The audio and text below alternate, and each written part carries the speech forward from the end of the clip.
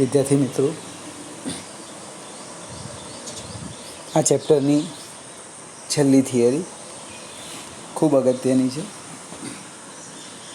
નિયમિત વર્તુળ ગતિ.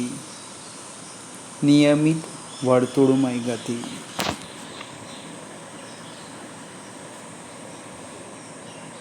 અચળ ઝડપથી વર્તુળાકાર માર્ગ પર ગતિ કરતા પદાર્થની ગતિને નિયમિત વર્તુળ ગતિ કહે છે.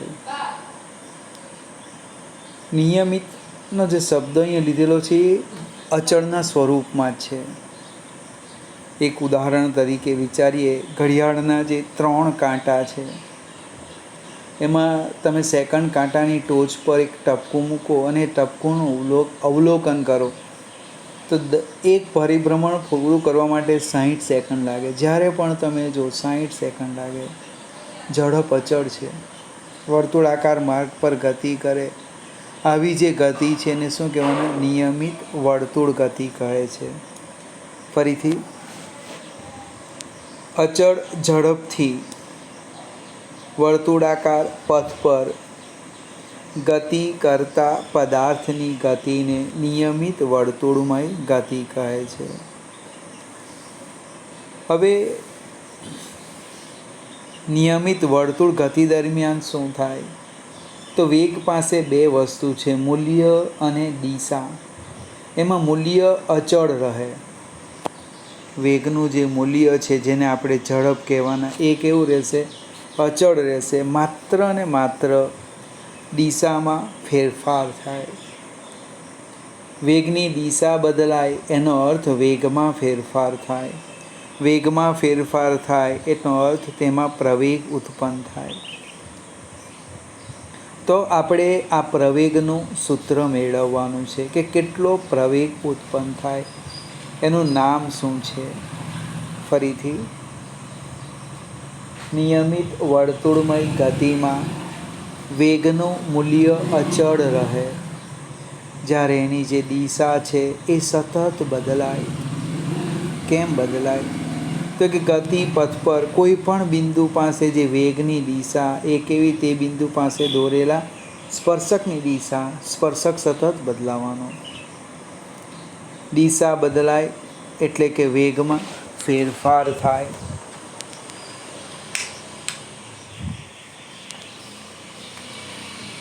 વેગમાં ફેરફાર થાય એનો અર્થ પ્રવેગ ઉત્પન્ન થાય. તે આપણે પ્રવેગનું સૂત્ર મેળવવાના છે. હું આકૃતિ સમજાવું. આકૃતિમાં શું દર્શાવેલું છે? તો એક આર ત્રિજ્યાના વર્તુળાકાર માર્ગ પર એક કણ અચળ ઝડપ v થી નિયમિત ગતિ કરે છે.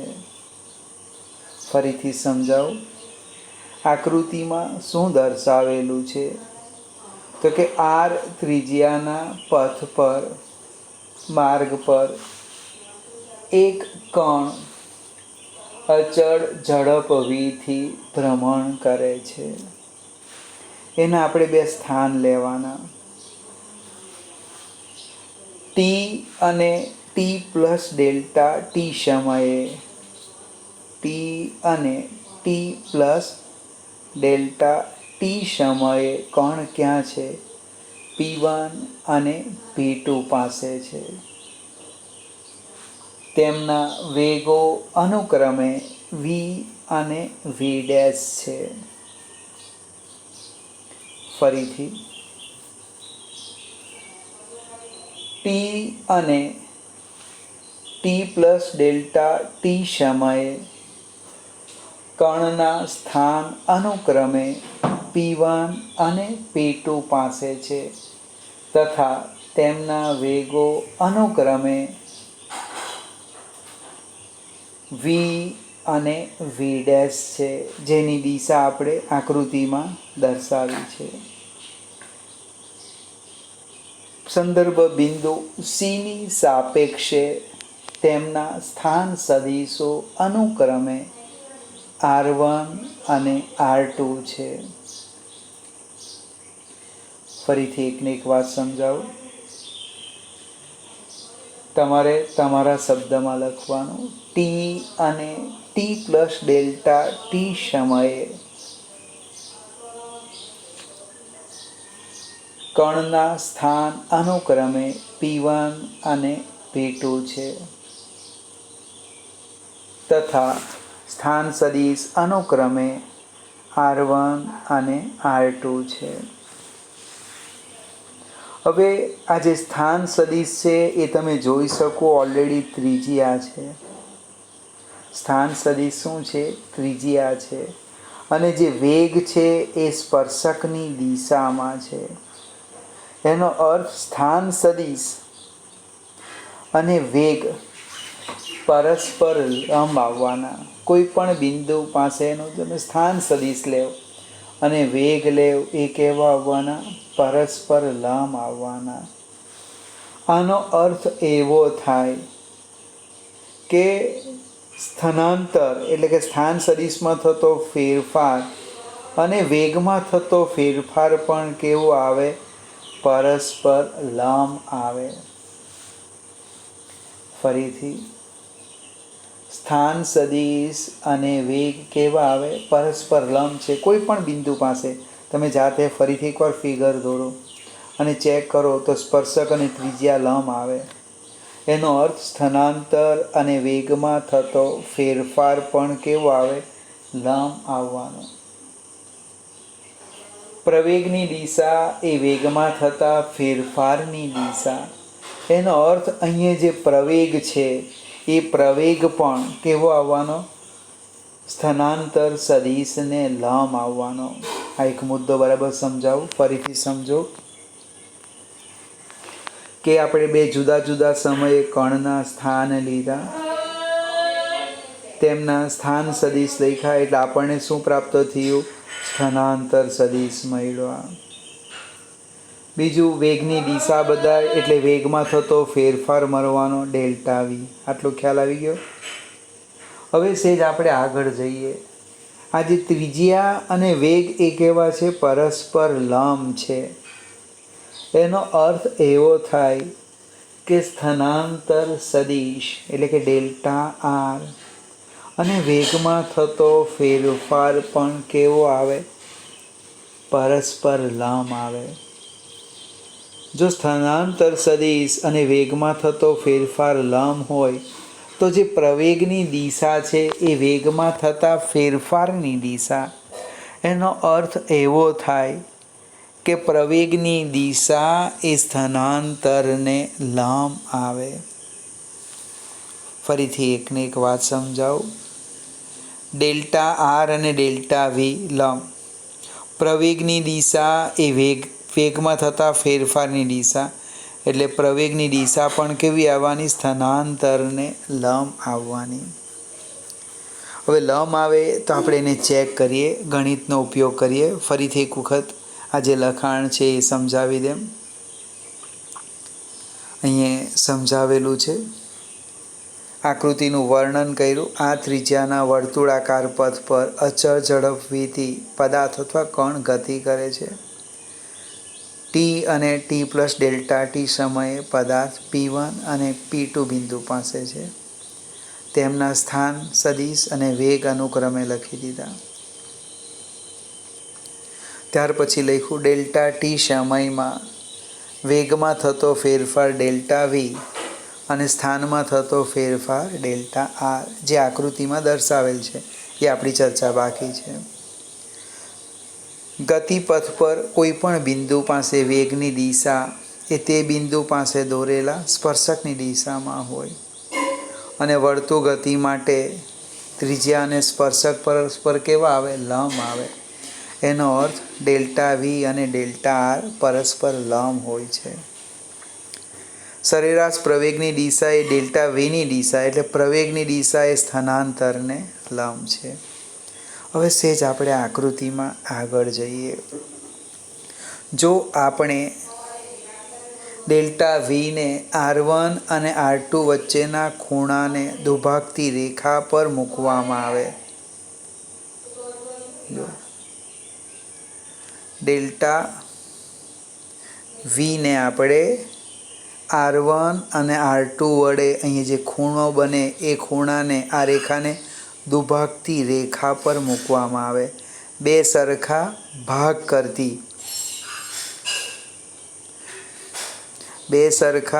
કરતી રેખા પર મૂકવામાં આવે તો એની દિશા છે એ કેન્દ્ર તરફ મળે. કેવી રીતે તે જોઈએ. ફિગર સમજાવું. ડેલ્ટા વી એટલે વી માઇનસ V1. અહીંયા આપણે સમાંતર બાજુ ચતુષ્કોણની રીતનો ઉપયોગ કર્યો. જે સમાંતર બાજુ ચતુષ્કોણની પાસેની બાજુ વી અને V' હોય તેવો સમાંતર બાજુ ચતુષ્કોણ પૂર્ણ કરો. મને પૂંછમાંથી પસાર થતો વિકર્ણ એ સરવાળો બતાવે અને શીર્ષમાંથી પસાર થતો વિકર્ણ એ બાદબાકી દર્શાવે. એટલે એની આ દિશા આવી. આ પહેલો સદિશ, બીજો આમ કેન્દ્ર તરફ આવી. અને અહીંયા પ્રવેગની દિશા કેવી આવી? કેન્દ્ર તરફ. માટે આ જે પ્રવેગ છે એનું નામ આપવાના કેન્દ્રગામી પ્રવેગ. મને પ્રવેગ તો ખરો, જેમ ગુરુત્વ પ્રવેગ બોલીએ તેમ વર્તુળાકાર ગતિ માટેનો જે પ્રવેગ શબ્દ છે એને કહેવાના કેન્દ્રગામી પ્રવેગ. અથવા બીજો પણ શબ્દ છે ત્રિજ્યાને સમાંતર મળે માટે ત્રિજ્યાવર્તી પ્રવેગ. અને જો અહીં લખ્યું છે કેન્દ્રગામી પ્રવેગ અથવા ત્રિજ્યાવર્તી પ્રવેગ. બને ફરીથી નિયમિત વર્તુળમય ગતિ માટે આપણે પ્રવેગના શબ્દની વાત કરી. કેન્દ્ર તરફ મળે માટે કેન્દ્રગામી પ્રવેગ, ત્રિજ્યાને સમાંતર માટે ત્રિજ્યાવર્તી પ્રવેગ. હવે આ જે બે ત્રિકોણ બને છે એ બંને ત્રિકોણો બને P1C P2 બને HGI એ સમરૂપ ત્રિકોણ બનવાના. કેવી રીતે તે સમજાવું. તો આ બે સ્પર્શક જે છે અને સ્થાન સદિશ વચ્ચે જે આ ખૂણો બને એ ખૂણો અને એ બે સ્પર્શક વચ્ચે બનતો ખૂણો સરખો જ આવે. આ બંને બાજુનો ગુણોત્તર ને આ બંને બાજુનો ગુણોત્તર પણ સરખો આવે. કહેવાનો અર્થ P1C P2 અને HGI સમરૂપ ત્રિકોણ છે. જો સમરૂપ ત્રિકોણ હોય તો આપણે આમ લખી શકીએ P1 P2. અહીંયા લખું છું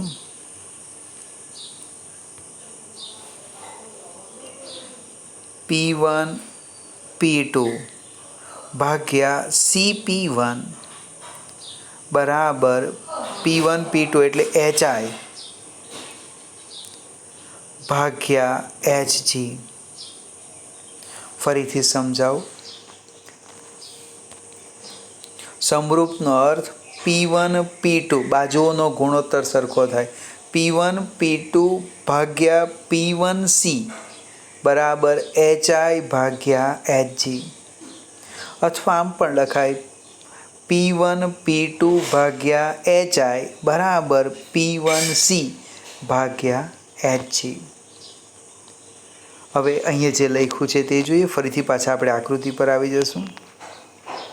અહીંયા લખ્યું છે HI બાય HG બરાબર P1 P2 બાય P1C. હવે HI એટલે ઝડપ, ડેલ્ટા V બને. HI એટલે ડેલ્ટા V, HG એટલે V. તેની કિંમત મૂકવાના. જો HI એટલે ડેલ્ટા V બને અને એની સામે છે છેદમાં V બને HI અપાન HG. P1 P2 એટલે ડેલ્ટા R અને P1C એટલે R. બે ત્રિકોણો કેવા બન્યા? સમરૂપ ત્રિકોણો. અને છેલ્લે ન યાદ રહે ને સરસ ટેકનિક બતાવો. ડેલ્ટા V બાય V બરાબર ડેલ્ટા R બાય R. આપણે મૂલ્ય લખવાના છે. મૂલ્ય R1 અને R2 એટલે ત્રિજ્યા છે, એટલે અહીં સીધું જ લખી દીધું. ડેલ્ટા વી બાય વી બરાબર delta R by r. Delta વીને સૂત્રના કરતા કીધા. V by r delta r, બંને બાજુ ડેલ્ટા ટી વડે ભાગી દીધા. Delta v by delta t બરાબર v by r delta R by delta t. હવે અહીં મેં થોડું ડાયરેક્ટ લખ્યું છે, સમજાવું. આ delta v by delta t ખરેખર સરેરાશ કેન્દ્રગામી પ્રવેગ. Delta R by delta T એ સરેરાશ વેગ છે, પણ આપણે એનો ઉલ્લેખ નથી કરતા. તત્કાલીન પર જઈએ તો બંને બાજુ limit delta T tends to 0 લઈ લીધું. તો આ જે આખું પદ છે એ પ્રવેગ બને, પ્રવેગ. આ જે આખું પદ છે એ વેગ બનવાનો, વેગ. અને હવે આ પ્રવેગનું નામ તો તમને ખબર છે, કેન્દ્રગામી પ્રવેગ.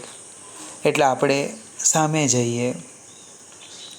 Limit delta T tends to 0 delta R by delta T એ ટી સમયે કણનો P1 પાસેનો તત્કાલીન વેગ v થાય. કેવી રીતે તે સમજાવો. તમે સમયગાળો ઘટાડતા જાઓ તો P2 બિંદુ અહીં આવે, અહીં આવે, અહીં આવે, ઘટતા P2 બિંદુ અહીં આવી ગયું. એટલે આનો અર્થ લખ્યો છે કે delta R by delta T limit delta T tends to 0 લઈએ તો એ ટી સમયે P1 પાસેનો તત્કાલીન વેગ બતાવે v. અને આપણે આ તો ખબર છે પ્રવેગ, કેન્દ્રગામી પ્રવેગ થવાનો. એટલે કેન્દ્રગામી પ્રવેગ એ બરાબર v by R into V. એટલે શું લખ્યું? v² by R. હવે આ જે પ્રવેગ છે એ કેન્દ્રગામી, એટલે એની સંજ્ઞા લખેલી છે અહીંયા જો. કેન્દ્રગામી પ્રવેગ એસી, કોઈ એસી લખે, સેન્ટરનો કેન્દ્ર તરફ, ત્રિજ્યાને સમાંતર તો આર લખવાનું. કેન્દ્રગામી પ્રવેગ અથવા ત્રિજ્યાવર્તી પ્રવેગ એસી બરાબર AR બરાબર v² અપાન આર. ફરીથી પ્રવેગનું વહેલું સૂત્ર આવ્યું એવું લાગે છે. પેલું વેગ ભાગ્યા સમય તો હતું, આ નવું છે. વર્તુળાકાર માર્ગ પર ગતિ કરે એટલે મગજમાં ચાલવું જોઈએ. કેન્દ્રગામી પ્રવેગ v² અપાન આર. આ સિવાયના પણ બીજા સૂત્ર છે જે હું તમને ક્લાસમાં સમજાવીશ.